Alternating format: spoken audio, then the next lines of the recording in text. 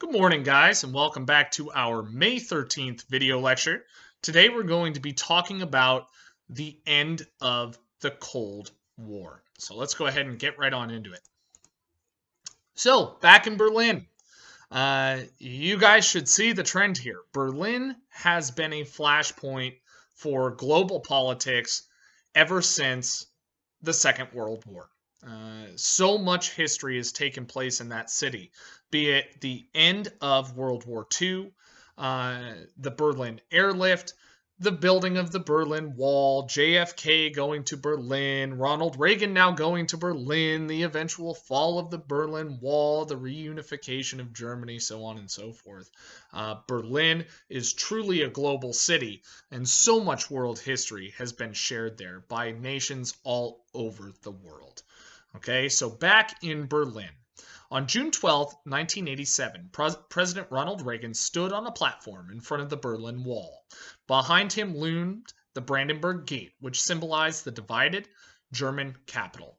The president was visibly angry since he had just been informed that police had dispersed the East German crowd gathering on the other side of the wall.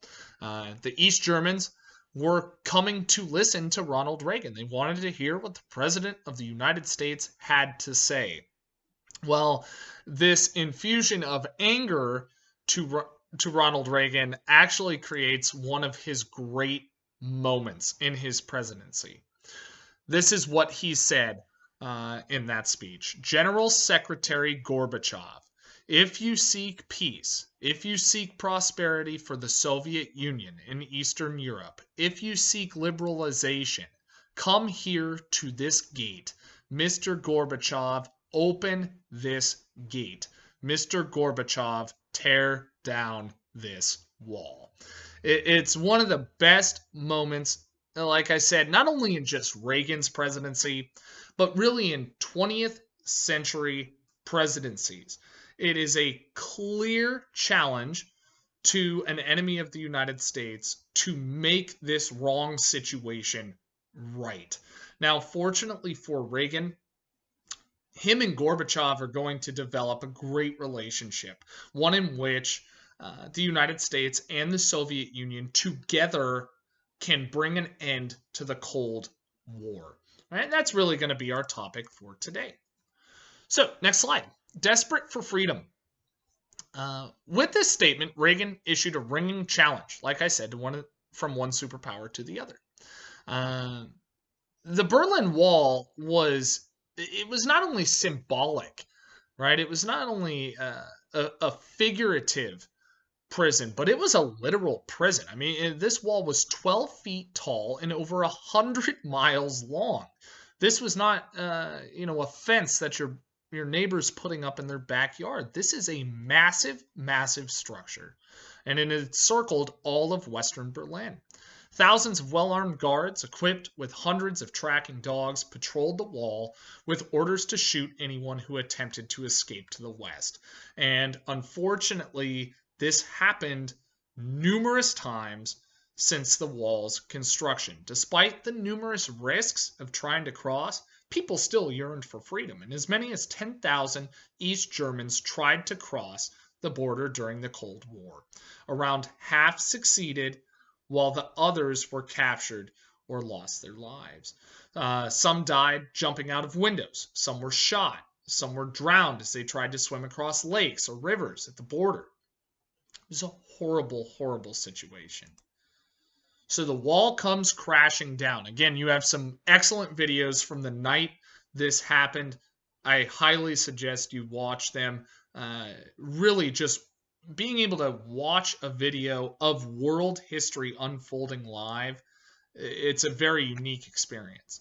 On the night of November 9th, 1989, a little over 2 years after Reagan's speech about tearing down the wall, the gates of the Berlin Wall finally opened. As the news spread, hundreds of thousands of people rushed to the wall. Strangers hugged and kissed one another, while others cheered and danced and lit fireworks. The crowd then began to dismantle the wall by hand. What an incredible place that would have been to be on that night. The noise of the crowd grew louder and louder, reported one journalist, as hundreds of hammers and chisels attacked the wall, taking it down chip by chip. It was a celebration of freedom after decades of anxiety, fear, and oppression. As one East German stated, "I don't feel like I'm in prison anymore." What a special, special moment that must have been. So, how did this all happen? Why did the Soviet Union capitulate on Berlin? Well, it was due to a fantastic leader they had in their own right, Mikhail Gorbachev. In 1985, Mikhail Gorbachev became the head of the Soviet Union. At 54 years old, he was the youngest Soviet leader in decades. The son of peasants, Gorbachev rose rapidly to the top echelon of the Communist Party. Energetic and confident, Gorbachev and his bold plans for reform would help bring the Cold War to an end.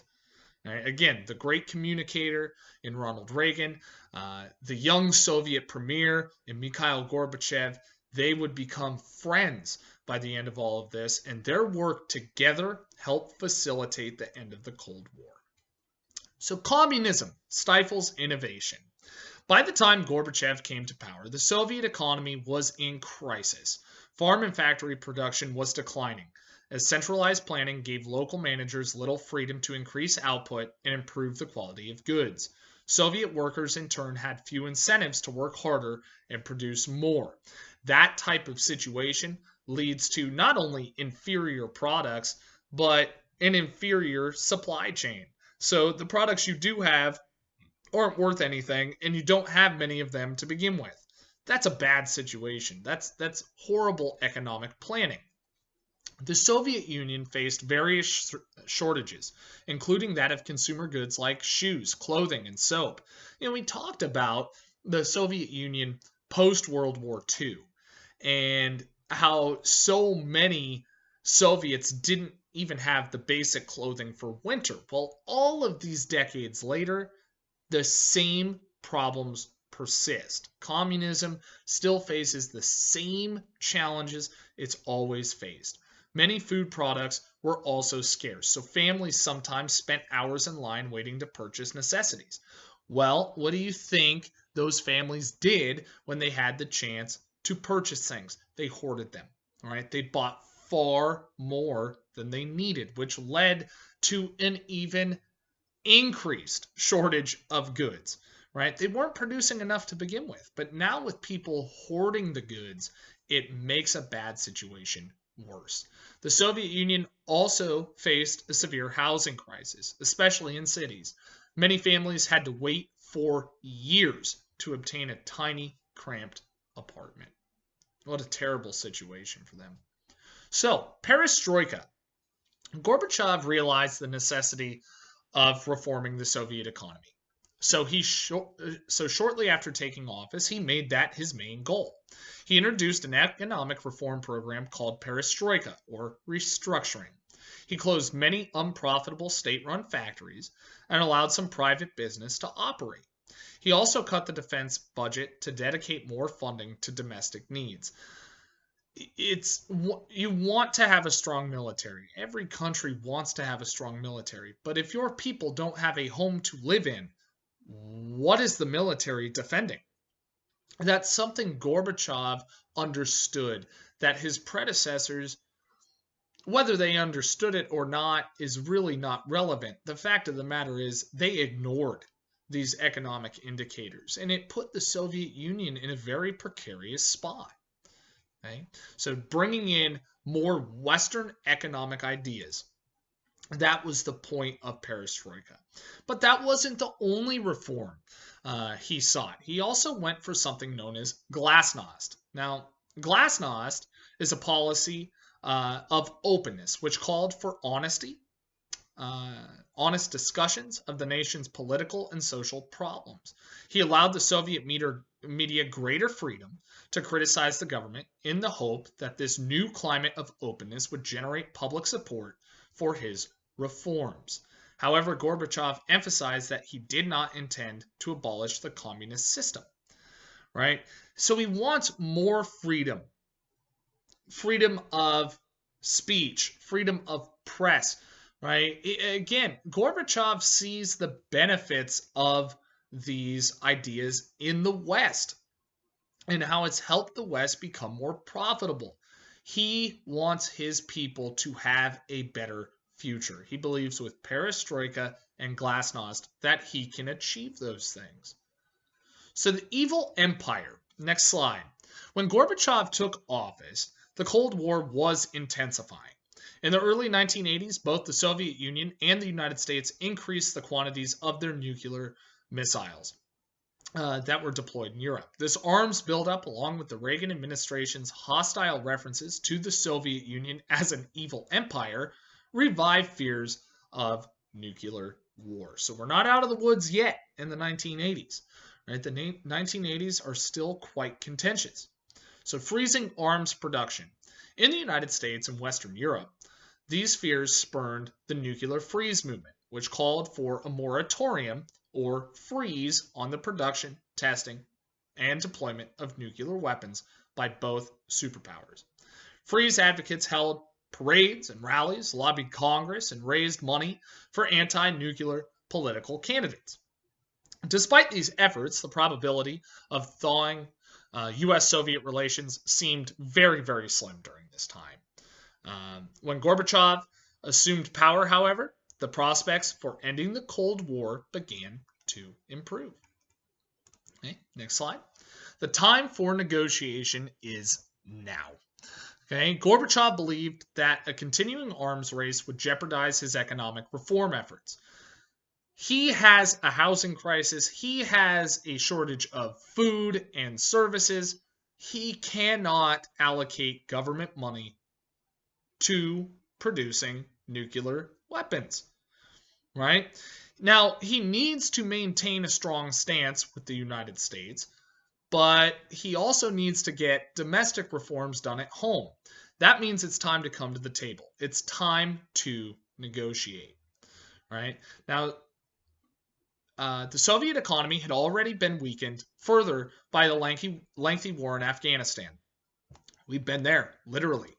When Soviet forces were fighting a rebellion against the country's Soviet-backed government, Gorbachev also feared that the development of SDI and other U.S. weapon systems would increase the Soviet Union's vulnerability. As a result, he was prepared to negotiate new arms control agreements with the United States. Again, for the first time, bringing us to the table together to negotiate in good faith. So giving peace a chance.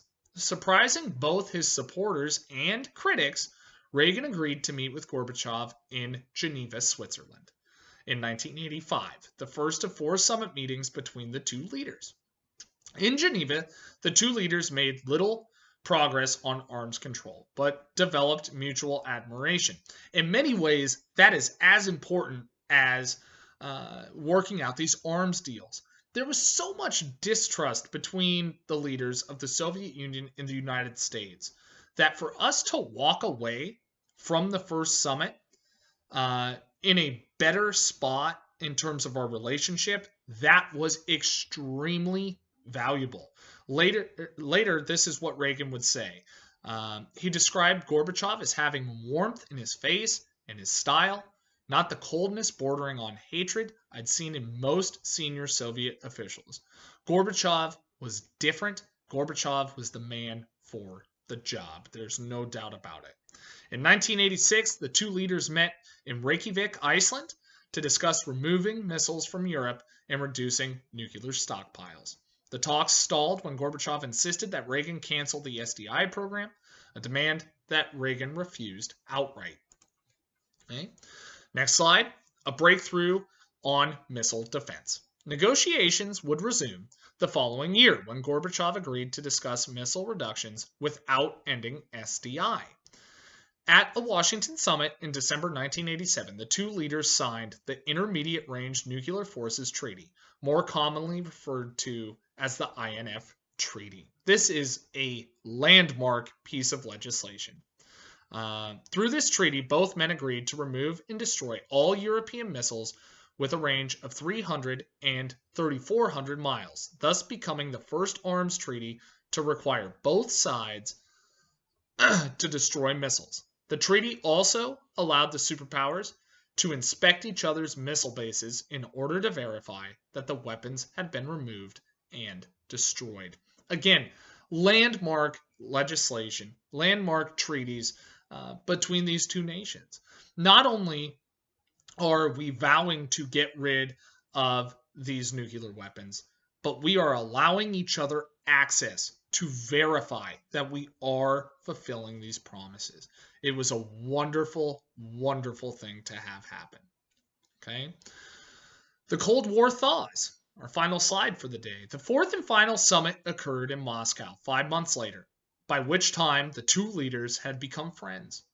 In his farewell address in 1989, Reagan told Americans that the United States had forged a satisfying new closeness with the Soviet Union. This was a far cry from the anti-Soviet views Reagan voiced just a few years before. All right, so that wraps up our video lecture for the day. As always, guys, stay healthy, stay well, and I will see you tomorrow. Bye.